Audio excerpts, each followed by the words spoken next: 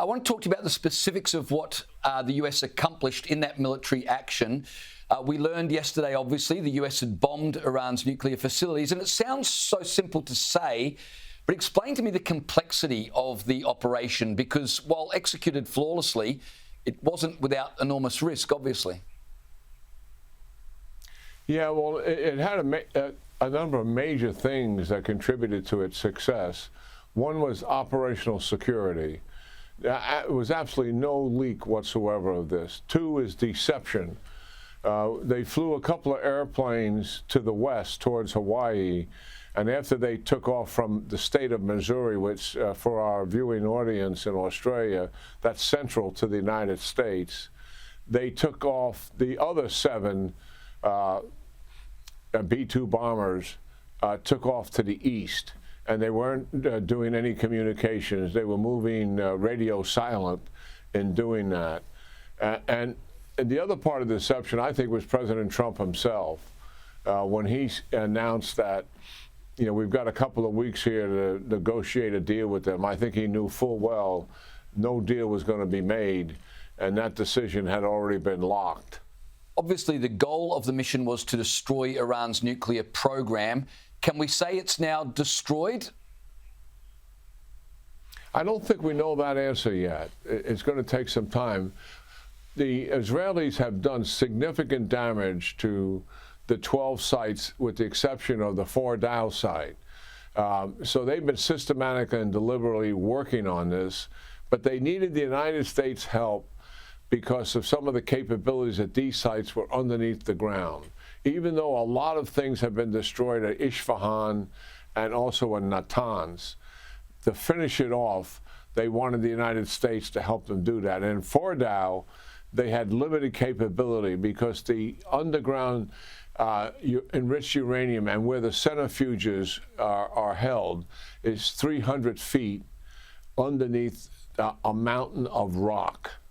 And we had never used this massive ordnance penetration bomb in combat before, and obviously even when we practice having this bomb during the research and development stage, we never applied it to a mountain of rock. So there was some question mark in terms of what the results would be. That didn't deter us from using it. You know, going into Normandy during World War II, Eisenhower was 50-50 in terms of whether we were going to succeed or not. Well, why did he do it if those were the odds? Well, because the alternative was unacceptable.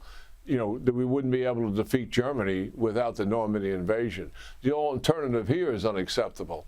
You can't have Iran keep that capability, even though it's only one site, because that's all they would need to weaponize and put together somewhere in the neighborhood of 9 or 10 weapons. So on the surface of it, it looks successful. We believe the major hull complexes in the Fordow site have likely been destroyed, and we believe also it may be likely inaccessible. Natanz, we think, is gone, but we have to verify it, and Isfahan, the same. So what is happening here? A major intelligence effort by the Israelis and the United States. And here's what they're doing. Satellite imagery, examining that very closely.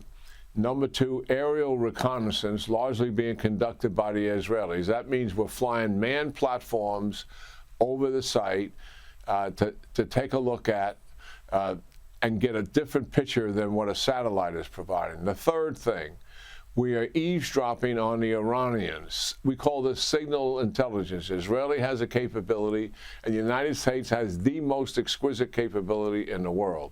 That means we monitor phone conversations, we monitor radio conversations, we get into people's internet, etc., and we're listening to the Iranians' assessment of what took place. And then the third assessment that's taken place is human intelligence.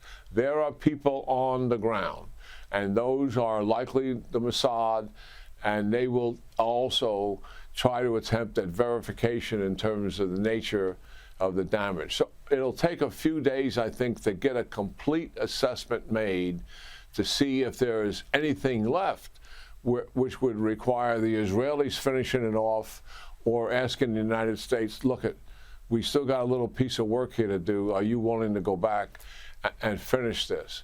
That assessment has not been made, and we're waiting for it. General, you mentioned that part of the reason for the success of this operation was the secrecy. So I want you to clear something up for me if you can. Here in Australia, it's pretty clear our government, unlike the UK government, had no prior warning of the US attack. There's a debate here over whether that's because of our government's anti-Israel, anti-defence spending, anti-Trump attitude, or if the reason we weren't told of this attack was simply a matter of operational security. As a general, what would your perspective on that question be? Oh, it's absolutely operational security. I mean, the Congress of the United States was not informed. And obviously, that's our legislature. We have to protect our pilots. And if we leak that out, then we put them at risk. It's just that simple. Even inside the entire Department of Defense establishment, there were senior people in the Defense Department, senior generals, who were not advised. Chiefs of services, not all of them were advised. I mean, this is normal business for the United States in conducting an operation like this. When we were going after Osama bin Laden to kill him, we didn't tell anybody. That's just the way it has to be. Okay, so if we're going to protect our crews. Our Prime Minister shouldn't feel personally slighted then. US military planners have obviously factored in Iranian retaliation for this strike. What are we likely to see from Iran over the next few days?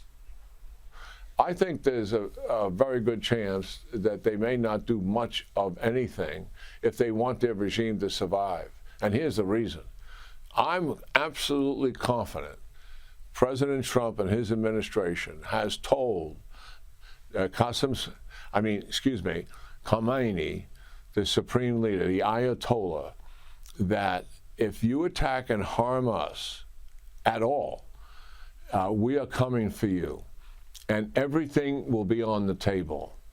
That is, you and your entire civilian leadership, all of your oil and gas operations, and anything that is of value that has not been exterminated by what the Israelis have done for almost now approaching close to 2 weeks.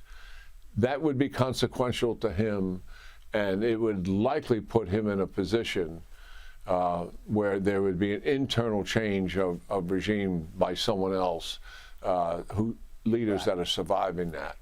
So, yeah, that's kind of what's on the table here, just looking at it from afar. And obviously, this is their choice, just like the attack you've seen in the last 24 hours was President Trump's choice.